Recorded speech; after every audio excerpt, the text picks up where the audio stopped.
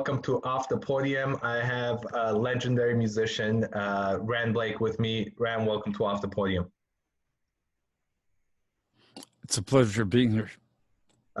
So let's start with, so many people know so many things about you. I want to, maybe skip the beginning and just get right to your collaboration with Gunther Schuller and how that happened and how you got started to even start a program at New England Conservatory, which is, it's unprecedented. Who starts a program? Not many people are able to do that. How did you come to bring that together?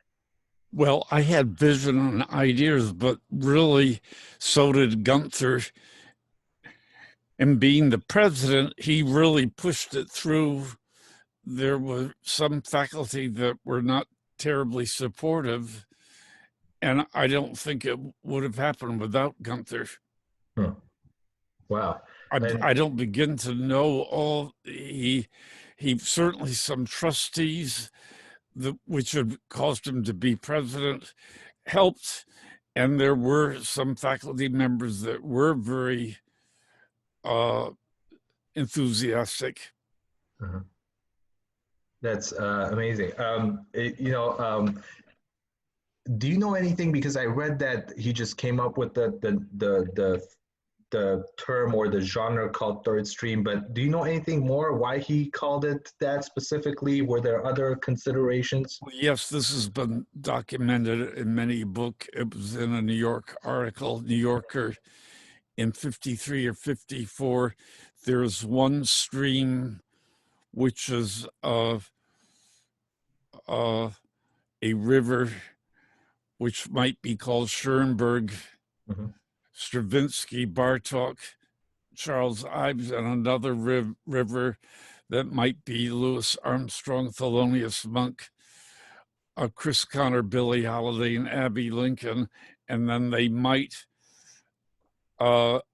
emerge together and form another stream. I think that there was nothing really, there was such exciting, wonderful jazz in the 50s. I'm not sure they needed the infusion. I think maybe some of the classical music may have benefited. And there's, of course, a lot of bad third stream music, which is just sort of borrowed, and it doesn't particularly swing, and it doesn't have gigantic really innovation either in development, in scoring, or in imagination.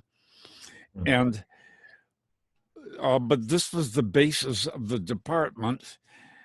And in the very first class was a young man, Tesfa Kidan, from Ethiopia. And he said, I don't want to combine classical and jazz.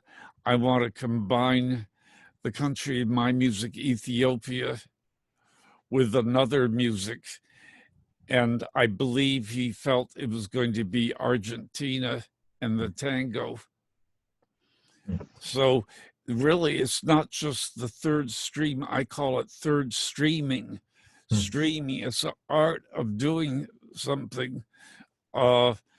So consciously, in the 60s, I would be hearing Prokofiev, Shostakovich, Thelonious, always Thelonious, Mahalia Jackson, the singer, the primary importance. And then it was terribly easy for me.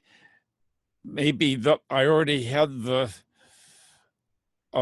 inoculation in me or something, because I'm really not very good at straight classical, and I love jazz, but I love Bud Powell, bebop, but it's just not what I play.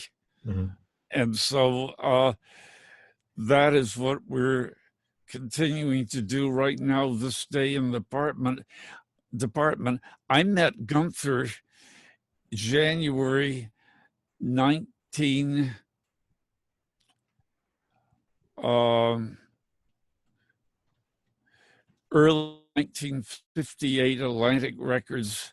I was working there and I was sweeping the floor. And Ray Charles had just left for ABC Paramount, where he was going to do Georgia and country western. I believe the singer who was there was Laverne Baker, who later was recorded doing homage to Dinah Washington. But I was at so many recording sessions, it might have been the Modern Jazz Quartet. And Gunther asked Tom Dowd and Nestle Erdogan, who's that sweeping the floor? And I was brought over and I was astounded to meet him. It was wonderful. And that's the first meeting. Well, you mentioned Thelonious Monk, and based on interviews, and I think maybe Aaron, who's there with you, he did this documentary, or maybe he just posted it online. I know you have some stories with Thelonious Monk. Do you want to share those? Well, that's from the book by Kelly, Robin Kelly. So we're leaving now the conservatory. Thanks to Panonica and Ralph Ellison, I was a waiter at Jazz Gallery. I would wait on the Baroness. I got in trouble the first night because I put Ice Cube in her glass of Chivas Regal. She hated ice. She asked me, after a few weeks I was forgiven, and I began to wait on her table, and she said, "Tell me about yourself." And it would be about a minute or two, and then I would take an order and run back to Joe Termini. So it's not like we had a long talk. And I said that Thelonious Monk is, of all the pianists and composers, he's the most important one. And she said, "I'm not sure he'll be the teacher. He may not keep written records of your work, but I've arranged that you can visit at his home this Sunday night." And it was a terrible blizzard in New York. I was able to go. My apartment was near Columbia University in South Harlem. I either took a bus or maybe the subway was working, and I arrived at the Monk household, and the door was open. And Monk, Nellie, Barbara, and Toot, T.S., were on a large bed, and they were very cold. And there was what was left of the piano and the smell of wood and fire. And his place had burned down. Well, you can see I didn't get any kind of a formal lesson. They didn't know who the hell I was. Probably Monk says, "Oh, I'm going to do Nika a favor," and I'm not sure it, but I know that I had to be there at 8, and I remember they had no food. I had very little money myself. I called some clubs like the Vanguard. Could I pick up food, Birdland? I've learned afterwards that might not have been quite cool, was I making out that Monk was a beggar, but I think I tried to steer it to the fire.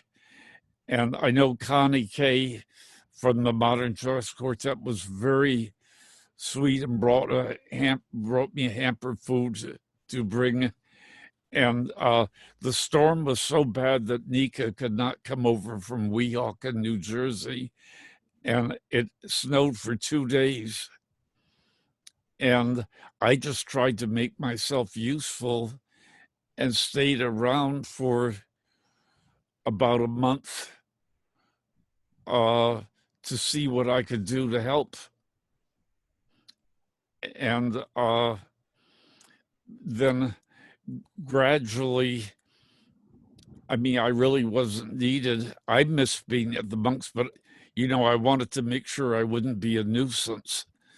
And Nellie turned out to be a wonderful person, really wanting to make sure her family ate a lot of vegetables. I got to know Barbara and T.S. They came up to meet Amelia Lairfield. I was a boarder in her house. She was 89 years old at this time, and she loved having the children come. So that really was very much the story. And when I was in Greece later, and it was a tragic trip, I remember coming back in 1967, and Monk was quite well known. And of course, Aretha Franklin was a star. Her Respect, I Never Loved a Man came out early 67. I'm now 7 years further on in the story. We've left 1958, and we're in now New York, where I'm a waiter and working at hotels. So I really very much spent time listening to musicians, people that were really 20 years older. I would play a little bit. I hope people would like me, but I was in no hurry. And at Bard College, I mentioned I met Gene Lee. We formed a duo. I studied with Gunther Schuller and William Russo, and then later Mildred Falls, a wonderful, wonderful teacher. She became known later as the pianist with Mahalia Jackson live in Europe. And there was Mary Lou Williams, Brother Riddick in Harlem, the gospel pianist. So I really had some wonderful teaching. Bill Evans and Oscar Peterson at the school in Lenox. And then Oscar Peterson came to Atlantic Records, and I had 3 lessons with him, which I've never forgotten.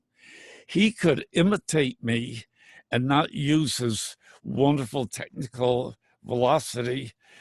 He said that I have my own technique, but it's not one that's on speed. It was something to do with the sound of the piano, but he could. I envy the way he tried to, I don't want to say imitate me, but he put restrictions on his own playing and used a lot of space. And boy, he sounded incredible. And I would still go and visit the Monks once a month, and Monk would be in the front room, and there was another piano. I would go out with the children. Nika gave me money, so I went out and got them sneakers and clothes. And so that was my New York period, my happiest period in life. Wow. So anything that, you said you haven't forgotten the Oscar Peterson, anything that comes to mind first from those couple of lessons that you've had with him? Well, he and Gunther had one thing in common. They did not want too many ideas. They wanted it not to be crowded. And I know that I was working on a piece, The Silver Fox, and I even had a wonderful lesson. Max Roach is a wonderful pianist, and he gave me, and I just remember that I should travel more slowly and try to really develop and not scatter it to too many other influences, because at that time I loved the Greek bouzouki music. I would go every week to gospel church. I would go to Gunther's new series of concerts. And there was Monk, Stan Kenton, Duke Ellington orchestras. Uh, you could name it, such great music in town. Bill Evans. I was there 1960, the very week before Scott LaFaro died. And so I maybe I was a bit of a sponge where I just would soak up everything.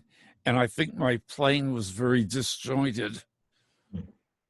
I hadn't really storyboarded, which I found out through my studies of Alfred Hitchcock, and particularly the French director Claude Chabrol. I learned a lot by films, but I do know that Gunther and Oscar would say, do this, stay in this portion of the piano for a minute, use your left hand this way, leave an element of space, have a moment of silence, which sometimes Oscar doesn't do, but he did when he played for me in lesson. And I think this is some of the greatest music I heard Oscar do, because later in the piece he would become the old Oscar again, and yet he used a lot of stranger chords, stuff that I was getting into, and I just blacked out. I said, this is incredible. And I said, please make a record of this. And he says, maybe. I have many other things to do. Wow. But to know these people, he invited me to come up to Canada, Ontario, to study with him. And my parents said I had to finish college first. And when I got out of college in 1960, I think he was so busy recording, going all over the world, I missed an opportunity. I often wonder what would have happened. Yeah. Well, you have a lot of recordings and many solo piano recordings, and also a lot of collaborations with singers. I think that playing a solo instrument, even if it's the piano, I mean, it's probably tougher on an instrument like a violin or a flute, but even on a piano, it's really tough to really give that right amount of space. You were talking about space, and also have the right amount of information for the listener. It's a daring thing to do a solo piano album. And for me, and not all the solo piano albums is all good. But for me, I can go in my dream world and see vivid characters and know enough. I tried to train my subconscious so that I wouldn't wander too much. And for me, it's a struggle to play with the rhythm section. It's so different. I feel I have to curtail my harmonies, and it doesn't seem comfortable. But with Dominique Eade, Sarah Surfa, and the wonderful, and Christine Crea, all these singers, and Ricky Ford, Houston Pearson, having had such history with these people, and David Fabris, the guitar player, but at first that was a challenge. Well, I've looked for more Gene Lees in life. These other people are wonderful. But Gene was very special. And another collaboration, I think it was in the late 70s, you have an album with Anthony Braxton, is that right? Yes, One Night in Vienna, that was cut in Vienna, and then one with Enrico Rava, the wonderful Italian trumpet player. How was the collaboration with both of them, or just Anthony specifically? Well, we got to know each other that week. Ingrid Carl and her husband, who did the pipette. I'm right now getting a blank on his name. It's very hard to pronounce. They had us for a festival, and Werner Uhlinger, he didn't like it. I called him Uhlinger. I almost got so he said, I'm going to record you both. And so Anthony and I had a glass of, we both like dry white wine, and we recorded that night. I'm not sure how well we listened to each other, but people seem to like it. Yeah. And we hope that Anthony and I hope to do another record, but there was a delay because he had to really work on his opera and some other projects. And now we're going through a very difficult time in life. And I don't know what things will happen now. So you're still actively performing, right? And performing and teaching? Yes, I did a little less performing this winter, and I am teaching. I have a lot of classes, and it's quite an adjustment to do it online. Yeah. And I was going to ask, since we're going through such a big event in the history of the world, what positives that might come out of this for musicians, and hopefully positives, and what do you think that will really negatively impact the musical world after all I of wish this? you had sent me some questions ahead of time. I must say that one of the reasons, and I've done 80 episodes, I've never sent questions to any of my guests, and that's the reason, because it kind of gives the guest to think about some of these questions in the moment. All right, I guess you could have a little more time, but if it makes you very dependent on other people. Like, I don't know what I do without Aaron Hartley. And you saw my brother, a black cat. He's called Dector, not Dector, but I don't know. It's I guess there's a little more time to think and maybe to practice. For me, the teaching online is such, maybe it will get terribly easy, but it's very, very tiring. And so I started to keep up my regime of practice and exercise and studying calculus, which I'm terrible on, but that's the best antidepressant. You want to know an advantage for musicians as a whole.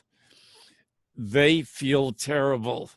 I'm having to soak in me to give them courage, enthusiasm.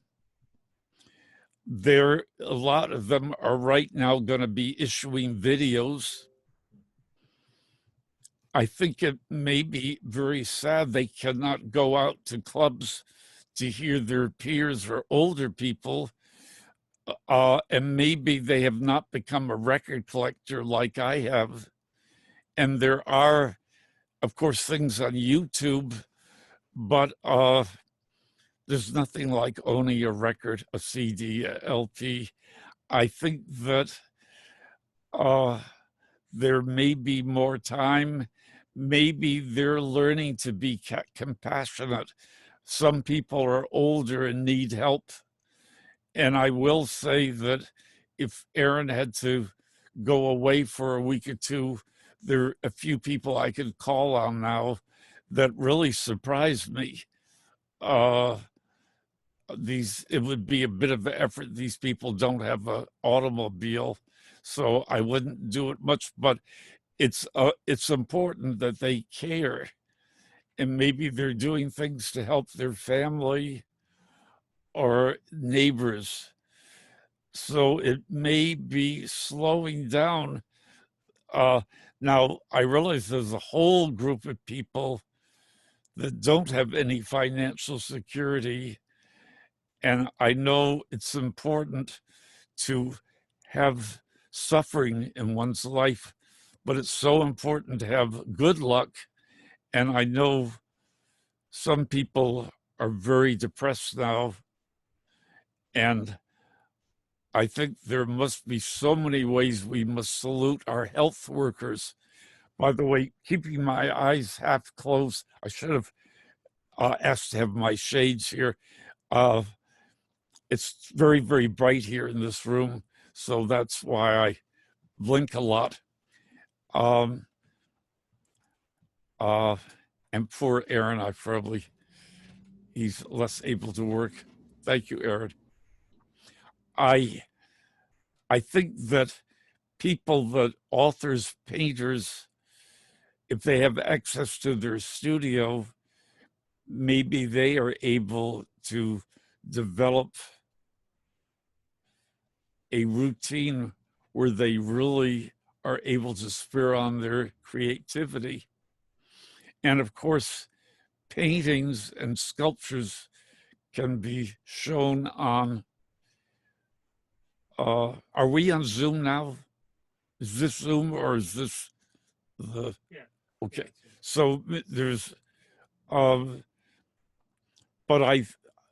that's the only answer I have. It took me forever to work around that question.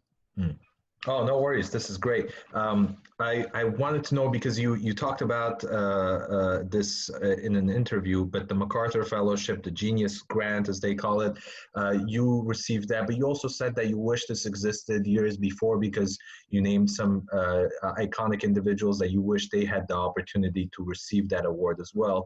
Yes. What did that award give you, and how did it benefit your career? First, I got embarrassed.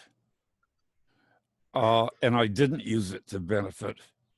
I'm afraid I did give some money away to prominent people that I felt that pianists that I had in childhood, even some well-known people that got a Macarthur grant later.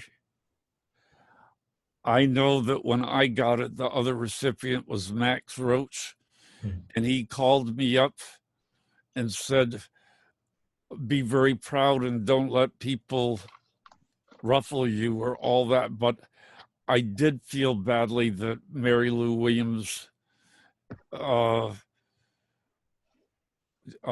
George Russell, this was 1980, 81, so I think Thelonious Monk had died. But I think I gave a lot back, and I probably was not very frugal. I love to keep up with people. I would go to more concerts and take taxi cabs home, buy dinner for people, and then I began to be very proud of it lately. And now, of course, so many people have it, like Jason Moran, Stanley Crouch, Gunther, George Russell got it. I tried to arrange one for Gene Lee. But it did give me mobility. I flew out to Los Angeles to record a suite with the orchestral leader, Larry Livingston. We did Porgy and Bess.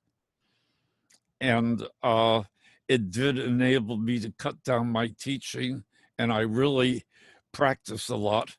I hadn't done that. I practiced a lot when I moved to Boston and was in New York, but then I really, I had many hours at the conservatory teaching and helping administer a community services program. And I just felt so busy, and this enabled me to do some work. So for that, I am very, very thankful. You mentioned earlier about that as you feel it's quite a challenge to do solo piano. I do, but I went at one point, Soul Note reissued a whole package of all my recordings, and I remember hearing my first solo record for them on Ellington, and I only liked one piece, Me and You, a rather happy mid-tempo piece. So I really am quite critical. I do think my best album is Driftwood, which is only available online now.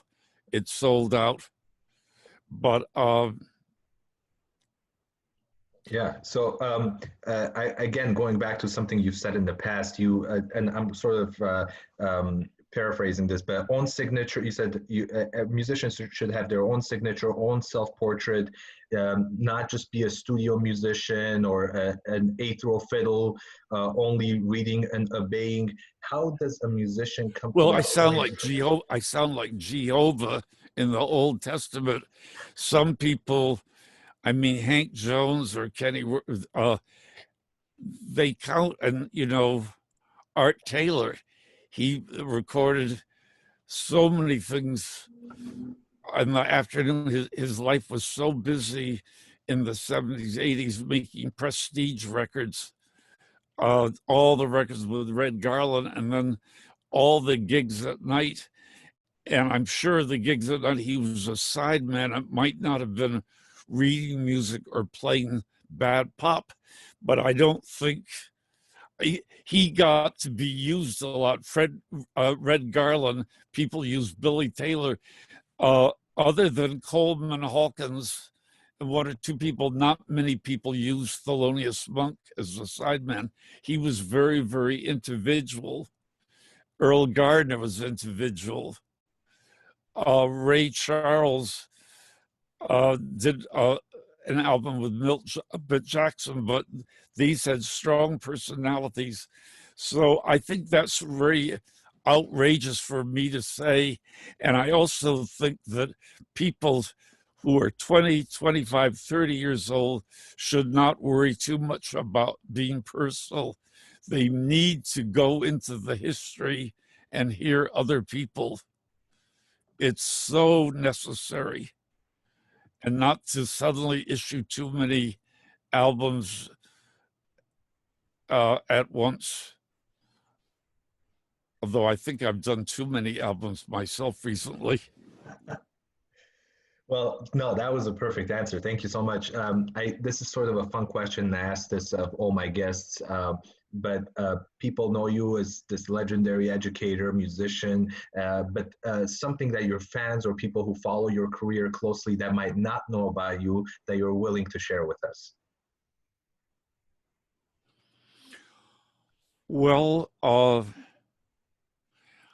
I know some of my fans know this, but maybe the greater world doesn't. My real love for film. And I'm now catching up on music, hearing things in YouTube and my CD player, but it's usual that I see 5 films a week. I get them from the library. The movies I like are hard to download. I've spent my money, and of course, 3 or 4 of my albums are devoted to films like my album Vertigo.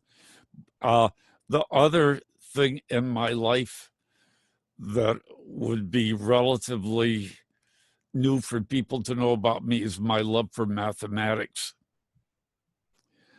I had a father who helped me in high school in algebra. I was terrible. He would not do my homework for me, but he would question me. He would correct things, and then I would submit it back. So I passed. I didn't do honor work.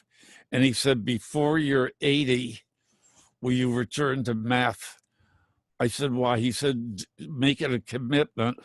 So when I was 75 years old, I took up arithmetic, algebra 1, geometry. I hated geometry, algebra. I love it now. I'm being coached by people half my age, of 1/5 my age, and I give them music lessons in advance. But it's so important to have this structure, particularly right now, and to know. I mean, the real advanced math, which I'm not there yet, you can have more than one answer and do creative work with algebra. And I'm getting a little of that in calculus, but I still relish the idea of having rules and some type of discipline and vocabulary learning. So I am a student again, and I love to study. This is inspirational. I mean, Very, very much so.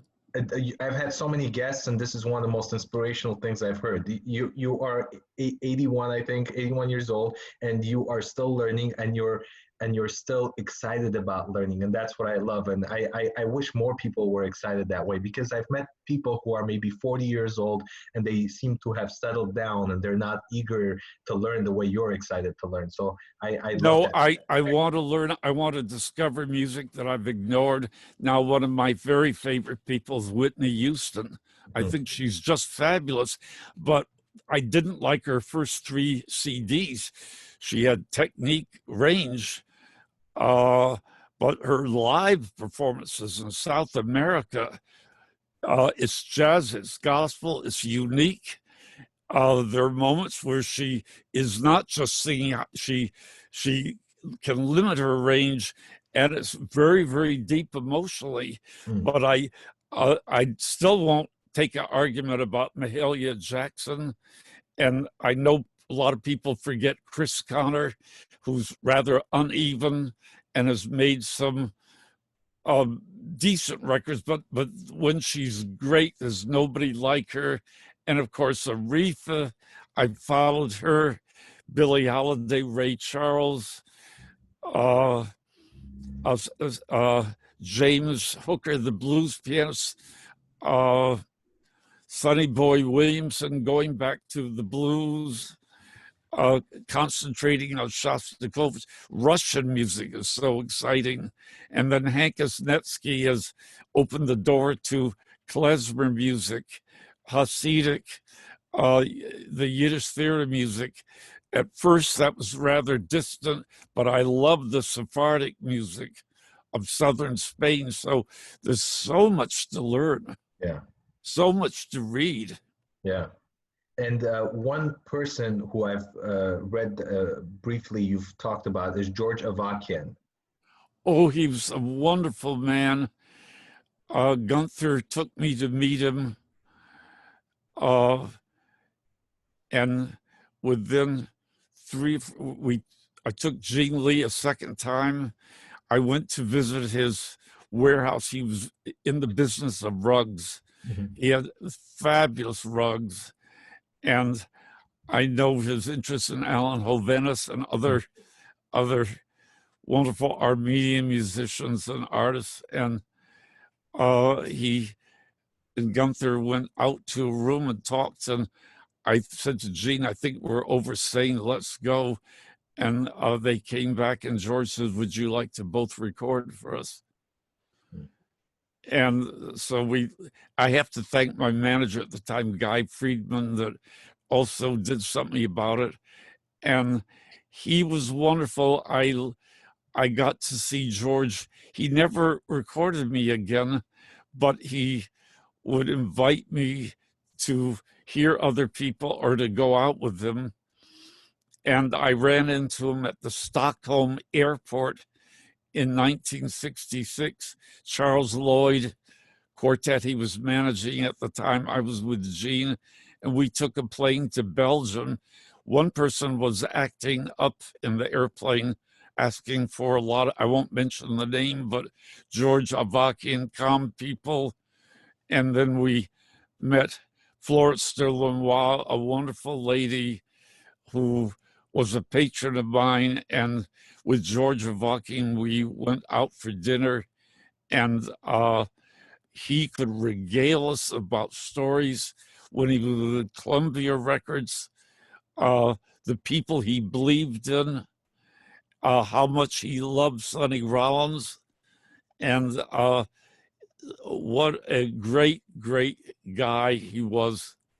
And then he lived in an apartment on West End Avenue where there were poles, not built in, but just an empty space. And I said, why is this? Is this a new design? And he said, Ran, you're very naive. You need to have history. We used to put our horses there. So it would be for horses so it was one of the older apartment buildings in New York City.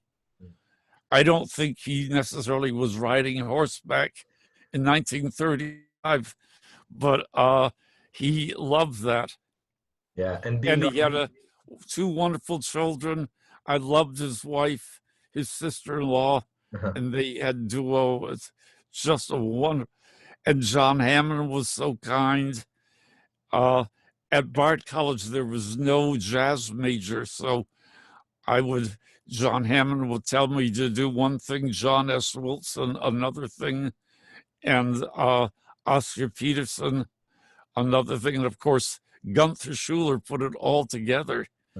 And I must have been with Gunther 30 or 40 years, but we might have had lessons 4 times a year. He got busier and busier. And it was up to me to keep a record. Sometimes his mind could be sharp. As he would say, did you hear now that's Puccini opera? And he wanted me to hear the second act, La Boheme, but he would say, what have you got today? And of course, I might bring something in that I composed, but I kept a notebook. And to this day, I've lost a lot of notes. But this continuity in working, I'm not sure I had much faith in myself. And a lot of my peers and musicians 5 years older were not warm like the older people. And so I felt it was a very lonely road. And Gunther kept me really alive, stimulated, and moved my mind to different plateaus. Yeah, I don't want to take too much more of your time, but I want to, and thank you for the George Avakian story. Being Armenian myself, it was nice to hear that story. So and do you know Audrey Kalajian is my friend, who's a great friend of the widow of George Russell, Alice Russell. And am I talking to you? Are you in California now? Where are you? I grew up in California. I now live in Seattle, Washington. I love your city. I want to know what advice you would give to young musicians starting their careers. Not to be in a hurry. Really study, listen to records, history. Maybe, I don't mean to plug myself. I don't think this is vital for every musician, but you know my book, Primacy of the Ear, about really being able to sing a melody, play it, and then later you can do solos. And of course, Tristano did it a different way with notation, and really dig deep, get to really love people. And what are the writers? Is protest about what's happening in the world. Are you angry at all? If it seems phony, then don't do it. Your memories. Are you sad at all? Do you remember your grandparents? Do you remember not fitting in? Do you remember the gray periods of your life as well as the joy? Nostalgia is so important. And just proceed with caution. Maybe have one other talent that you can use as a livelihood, and really keep your curiosity. You mentioned earlier some people about 40 years old are settled in. Now, I'll defend sometimes they have 2 children or 3, and they maybe cannot expand, but certainly they can when they're 50 or 55. And some people still remain closed. Ryan, it's been an absolute honor to have you on the program. It's I really hope in the future maybe we could even do one in person and under different circumstances. Thank you so much for joining me. My pleasure. And have a beautiful weekend, and I hope to see you in person.